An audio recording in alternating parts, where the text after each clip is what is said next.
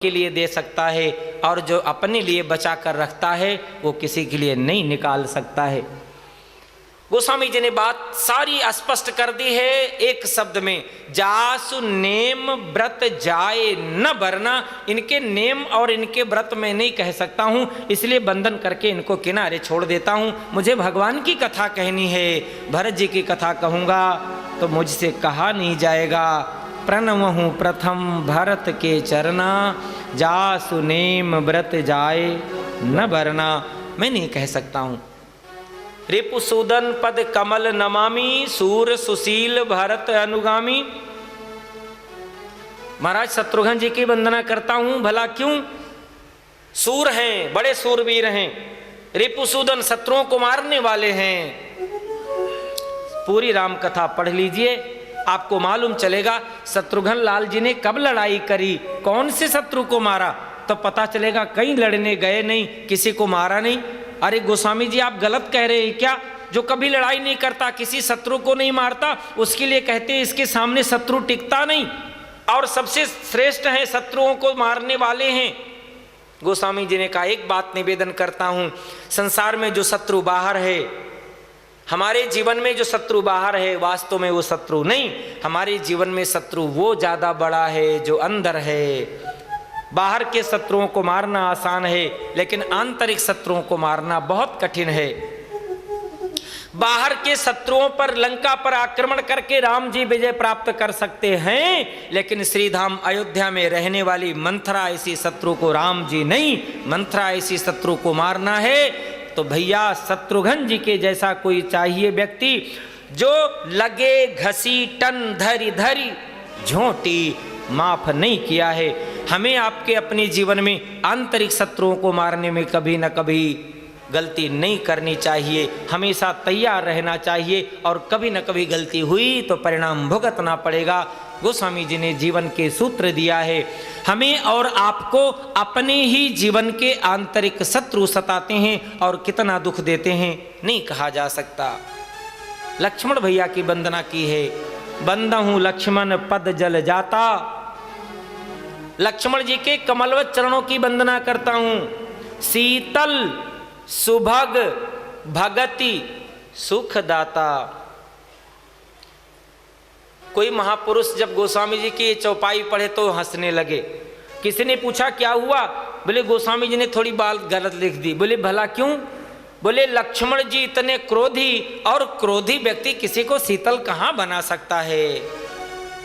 शीतल सुभग भगति सुख कितना कुछ दे देंगे, और इतने भयंकर क्रोध में रहने वाले भला सुख दे पाएंगे क्या? अरे बोले दुनिया को सुख दे पाएंगे। बोले मालूम कैसे चलेगा? बोले जो राम जी को सुख दे सकता है क्या दुनिया को नहीं सुख दे पाएगा? कैसे राम जी को सुख देते हैं? गोस्वामी जी ने डंके की चोट पर कही है, रघुपति कीरति विमल पताका और दंड समान भयहूं जस जाका। भगवान की कीर्ति संसार में यदि फैलती है, भगवान की कीर्ति झंडा बन करके लहराती है, तो लक्ष्मण रूपी डंडे में लगा है, और डंडा यदि छोटा होगा तो झंडा दूर तक दिखाई नहीं देगा, लेकिन राम जी की कीर्ति संसार में दिखाई दे, इसलिए लक्ष्मण जी की रूपी झंडा इतना बड़ा है, इतना बड़ा है, इतना बड़ा है जिसकी कोई सीमा नहीं। और जब जब लगा संसार में मेरे राम जी की कीर्ति छोटी पड़ेगी, तो लक्ष्मण जी ने अपनी लंबाई बढ़ा ली है। जनकपुर के अंतर्गत धनुष यज्ञ के प्रकरण में महाराज जनक जी ने एक बात कह दी, वह भी व्यवहार के दृष्टि से दुखी होकर रोते रोते, कि तजहू आस निज निज गृह जाहू, और लिखा न विधि वैदेही विबाहू। और जैसे ये बात कही है, यदि मैं जानता ये पृथ्वी वीरों से खाली है तो ऐसी प्रतिज्ञा नहीं करता, संसार में अपनी बेइज्जती अपमान नहीं कराता, अपनी पुत्री का विवाह कर देता। महाराज सब लोग तो सुन लिए, लेकिन लक्ष्मण जी को लगा मेरे भैया प्रभु राम जी बैठे हैं, इनकी कीर्ति छोटी हो जा रही है। जहां राम जी बैठे हैं कोई ऐसी बात कह दे कि कोई नहीं जो धनुष तोड़ सकता, सभी लोग अपने अपने घर के लिए चले जाओ।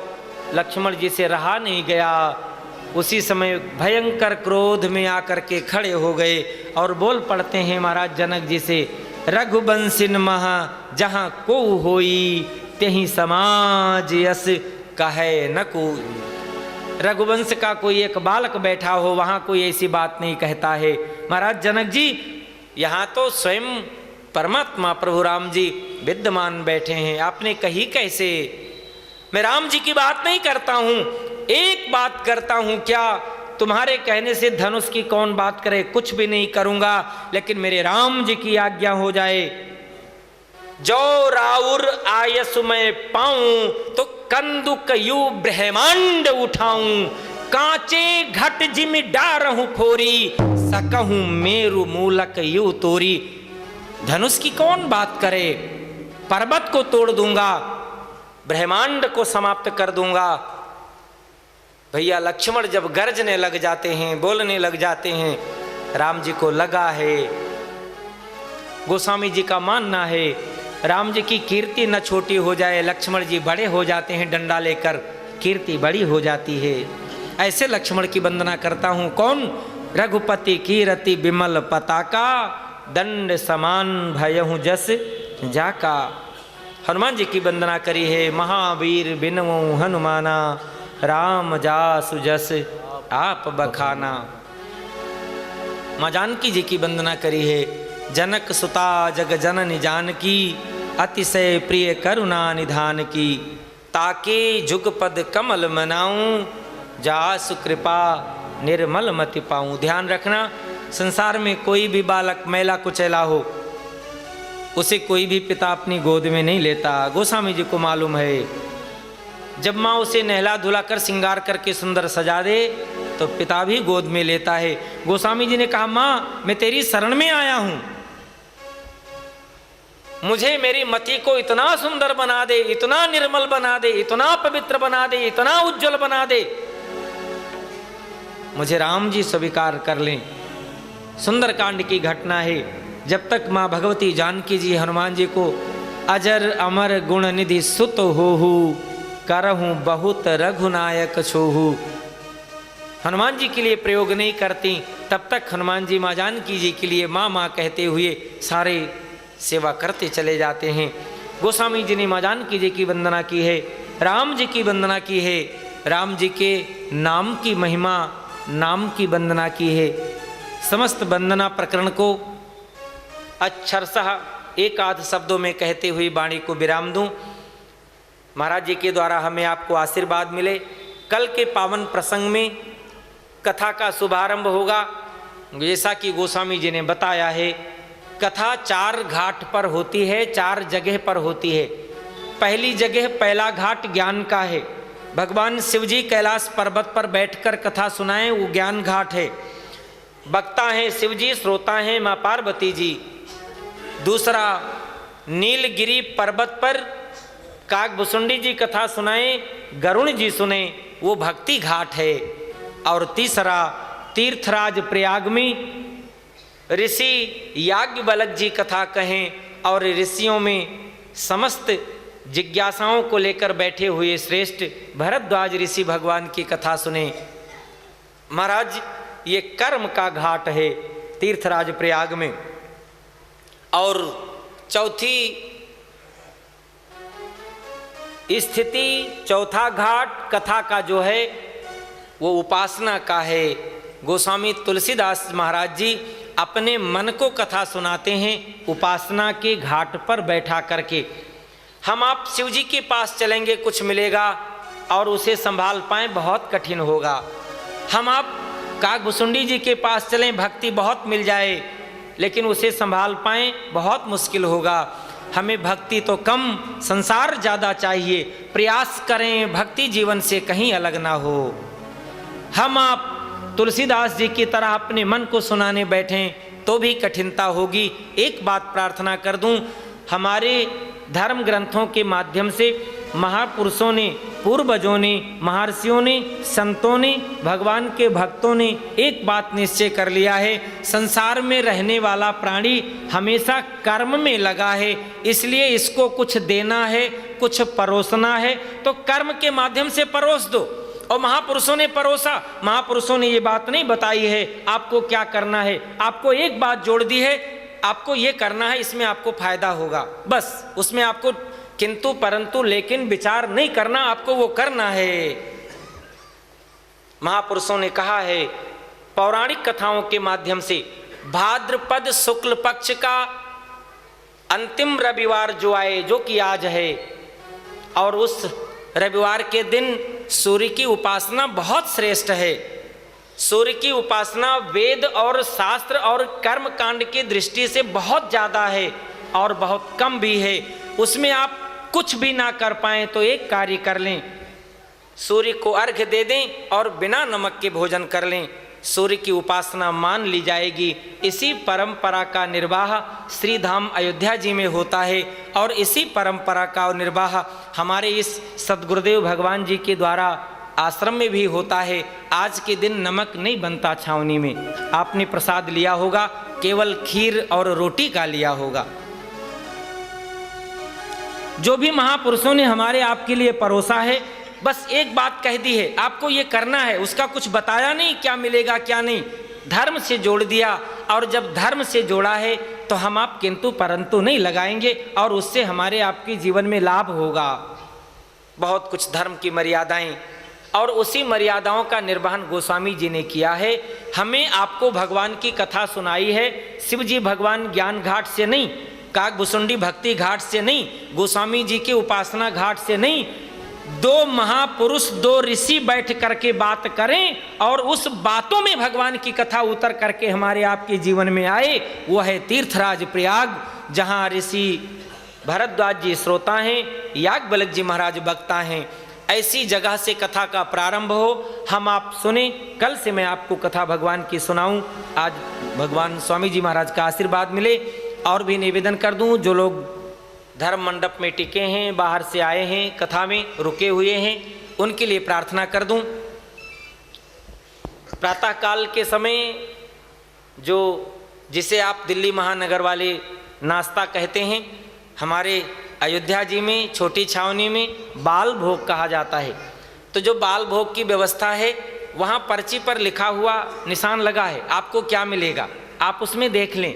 आप अन्यथा ना लें मेरी बात।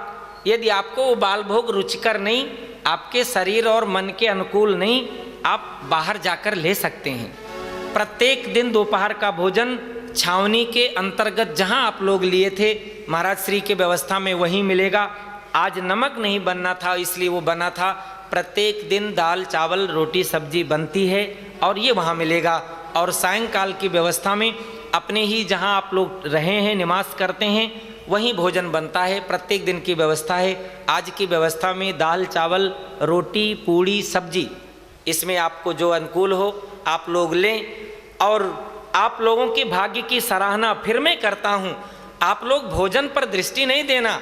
दिल्ली ऐसे महानगर में आपकी तृप्ति नहीं हुई और यहाँ भोजन पर दृष्टि दिए, आपका दुर्भाग्य। आप मुझे माफ़ करें, अपने जीवन को माफ़ कर लें। ऐसे धाम तीर्थ में आए हैं, आप जहाँ भी रहने को जगह मिल जाए, जितनी बढ़िया व्यवस्था हो सकती है देते हैं। ये तपोभूमि है, ये वैराग्य भूमि है, ये राम जी की भूमि है। आप कहीं भी सो जाएंगे, आपका भला होगा। फिर भी अपने शरीर के अनुसार आप रहने की व्यवस्था करें, आपको मिलेगी। भोजन भी वैसा आप करें, आपको देने का प्रयास किया जाएगा। बार बार आपके लिए अभिवादन, बार बार आपके हृदय में बैठी हुई परमात्मा को वंदन। मैं वाणी को विराम दूं, आप आशीर्वाद प्राप्त करें। इसके बाद जैसी मर्यादा होगी। बोलिए श्री सीताराम जी भगवान की जय, बोलिए हनुमान जी महाराज की जय। सीतां भरतं भरतानुजं सुग्रीवं वायुसूनुं च प्रणमामि पुनः पुनः, प्रणमामि पुनः पुनः। व्यास मंच पर आसीन व्यास स्वरूप व्यास जी, आचार्यगण, बुद्धमंगलमय संत समाज, भगवत भक्त वृंद, सीता सहचरी देवियों, माताएं, बहनों, मंगल कामना के लिए 2 बार भगवान के परम मंगल में नाम का संकीर्तन करें। तत्पश्चात 2-4 मिनट में कुछ विचार रखा जाएगा, श्रवण करें। श्री राम जय राम जय जय राम, श्री राम जय राम जय राम, श्री राम जय राम जय जय राम, श्री राम जय राम जय जय राम, श्री राम जय राम जय जय राम, श्री राम जय राम जय जय राम, श्री राम जय राम जय जय राम, श्री राम जय राम जय जय राम, श्री राम जय राम जय जय राम, श्री राम जय राम जय जय राम, श्री राम जय राम जय जय राम, ओ श्री राम जय राम जय जय राम, श्री सीताराम जी महाराज की जय, श्री हनुमान जी महाराज की जय, श्री अयोध्या धाम की जय, सरजू महारानी की जय, श्री गुरुदेव भगवान की जय, जय जय श्री सीताराम। परम सौभाग्य है श्री अयोध्या में माँ सरजू के पावन तट पर आश्रम में बैठ करके भगवान श्री राघवेंद्र की कथा को सुनने का अवसर प्राप्त हुआ है। राम कथा। अभी आप जीवन के तमाम सूत्र श्रवण कर रहे थे। भगवान श्री राघवेंद्र का चरित्र मर्यादित है। भगवान श्री राघवेंद्र मर्यादा पुरुषोत्तम है। भगवान श्री राघवेंद्र के चरित्र के द्वारा हमारे जीवन में हमें सब कुछ प्राप्त होता है। भगवान श्री राम कौन, तमाम सारी बातें। उपासना में ब्रह्म दृष्टि होनी चाहिए। जब तक उपासना में ब्रह्म दृष्टि नहीं होगी तब तक उपासना उपासना नहीं।